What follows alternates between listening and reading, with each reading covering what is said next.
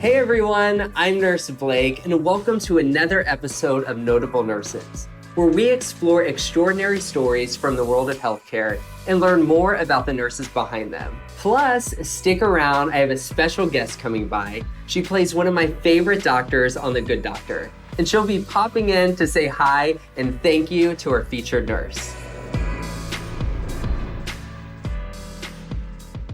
Before we get into it, I would like to thank Verizon for sponsoring this series as part of their commitment to nurses. And if you're a nurse out there looking to make the switch, you and your family can now get Verizon Unlimited starting at just $30 per line, just for being a nurse. So check out the link in the description for all the details. Now back to the show. Today's special guest is a nurse, but also an amazing athlete.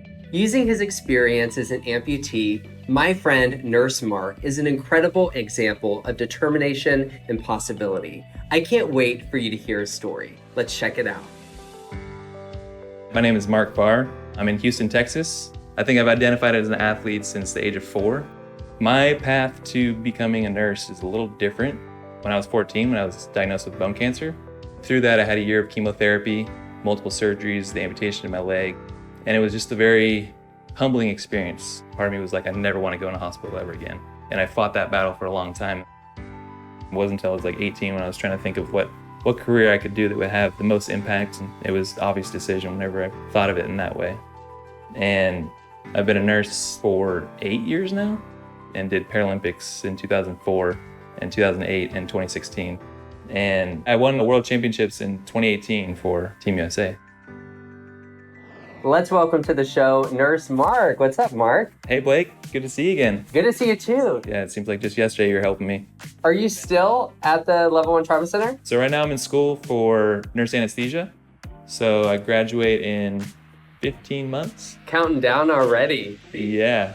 I remember I was working in the trauma service and I would go up and visit the ICU, and that's where I actually met you. And I'm like, this is like the coolest nurse ever. He's so personable. He's great with the staff, great with the patients, which is why I'm so happy to have you on the show. Tell me a little bit about, playing sports up until you were 14 and what that was like. What happened when you were 14? Yeah, so I was a pretty good swimmer. I was competing on the national level. I was 8th in the nation in the 200 AM. And actually competing against like Michael Phelps. So yeah, I had like a bright future. Thought I was gonna, compete in college and forever be an athlete, maybe go pro. One morning I woke up and I had this huge bone mass that had grown overnight in the growth plate of my tibia. It was definitely a turning point in my life for sure. Yeah, being a teenager and going through that. I know you talked about having your amputation. What was that like?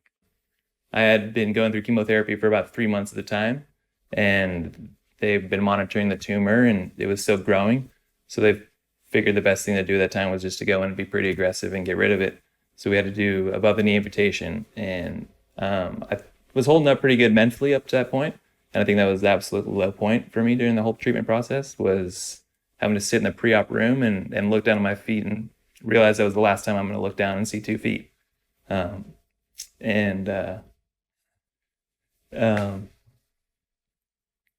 was the first time I really broke down, probably. And my parents saw that and how emotional I was and scared. Still to this day, obviously it's hard to relive, but my dad and my parents talked to the PACU nurses and told them my story, and randomly one of the nurses was an above knee amputee herself. And so she got assigned me as my PACU nurse. And when I woke up from anesthesia and from my amputation, I looked down, so I didn't have one leg, and the first person I saw was her. And she was there to lift me up and lift my spirits up, and showed me her leg and told me about the fact that you can still compete in swimming and you can still do sports after amputation. And for me, that was like what I needed in that moment so bad. And it just immediately switched my train of thought from being feeling sorry for myself and feeling down to being like, there is life after amputation. That's incredible. I think, nurses who had experience as patients make the best nurses, because your ability to connect and relate is something that nursing school doesn't teach you. Have you had any experiences as a nurse to be able to impact a patient? Yeah, I had a patient that was a young male that had a motorcycle accident. In the middle of surgery, they realized it was so severe that they're going to have to amputate his leg. And he took it very, very hard, very emotional. He didn't want to do it. And so I started talking to him. I didn't show him that I was an amputee at first. I was just kind of like, I know a lot of people that are amputees and they can still pursue a normal life. And that helped a little bit, but he was like, man, you don't know what it's like to go through amputation. So why are you standing here telling me all this stuff?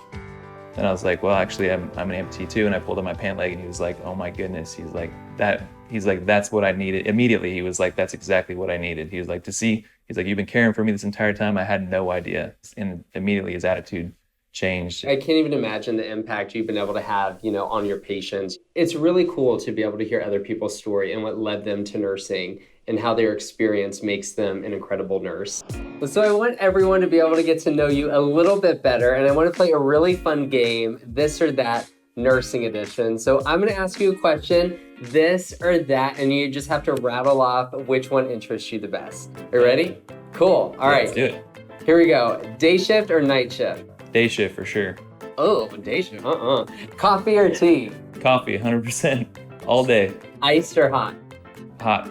Iced. Iced is the right answer. Would you Ice rather is the right answer. would you rather work weekends or work holidays? Neither. Same. Beach vacation or a ski vacation? Ski vacation for sure. Snowboarding or skiing? Skiing, yeah. I do like the outriggers with the little poles. I do the pie all the way down, just all the way down the hill. Power naps or a full night's sleep? I'm a smooth mix of both of them. I need my sleep. So if I can throw in a power nap there, I'm even better. I could sleep and nap all day. Yeah, bedtime is 9 o'clock. 9? Yeah. Good for you. Full assignment or an empty bed? Depends on how I'm feeling that morning. If I have a slow start, then I'll probably take open bed. Ooh, an empty or open bed, it's just already stressing me out thinking about it. Yeah, it's kind of like you're gambling there. You are. No, totally. I love that. Thanks so much for playing. That was fun.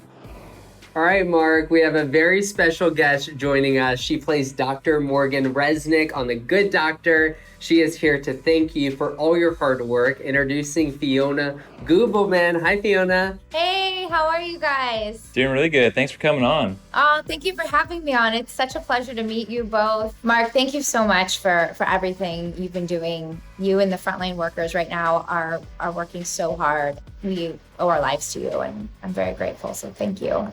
It's so interesting. When we went back to work this season, the first 2 episodes we did were based on pandemic and COVID, and we were doing it pretend, obviously, and yet it was very emotional, and it was not easy. And so it gave me an even greater respect and gratitude for you guys. And I was curious, how do you overcome obstacles or defeats in your life, and how do you keep going?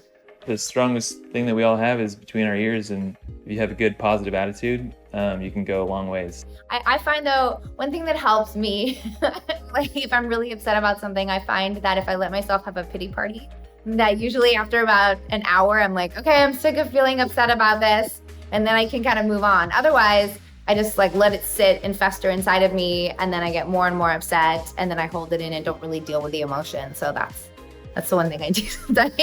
Sometimes a good cry is all you need. You just get it out, and you're like... A good meltdown. Just keep it short, under 60 minutes. Yeah, move on. Eat some ice cream. Yeah.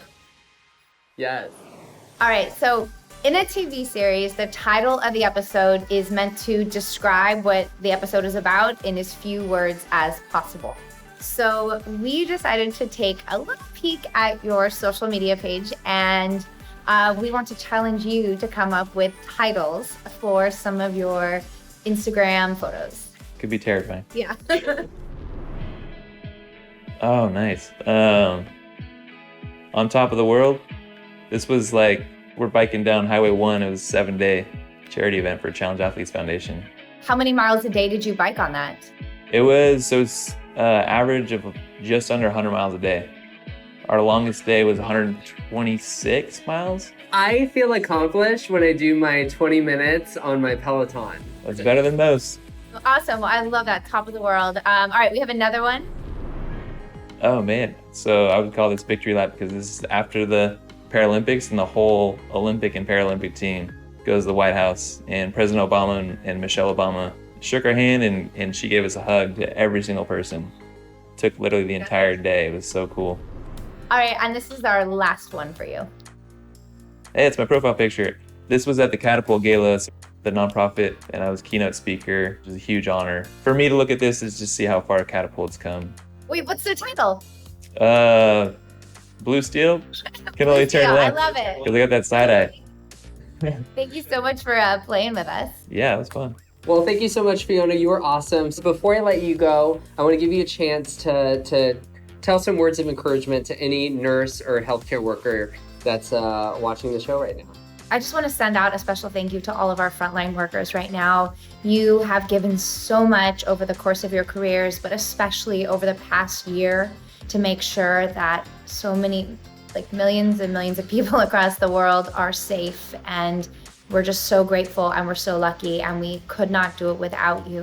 So thank you so much for everything you do. Bye, you guys. Bye.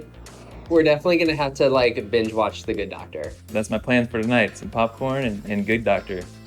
So you were heavily involved in founding Catapult, an organization that helps people with disabilities, especially get into athletics. Where can people find the organization, and how can people help?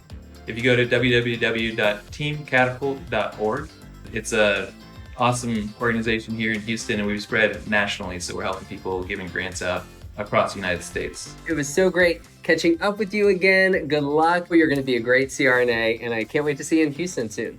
That's it for today's episode. I really want to thank Nurse Mark and Fiona for joining me, and I also want to thank Verizon for sponsoring this series.